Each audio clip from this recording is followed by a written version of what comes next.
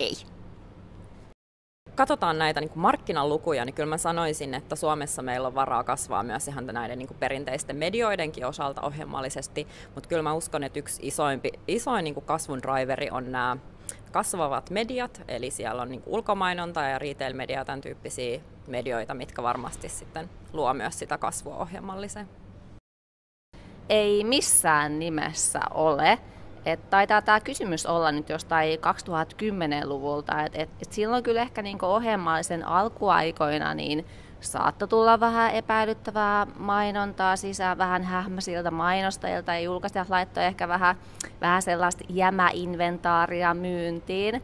Mutta nyt ollaan 2020-luvulla, pystyy ostamaan vaikka mitä ohjelmallisesti, korkean huomioarvon formaatteja, videota, ulkomainontaa, CTVtä ja kaikki Suomen top-mainostajat ostaa jo ohjelmallisesti.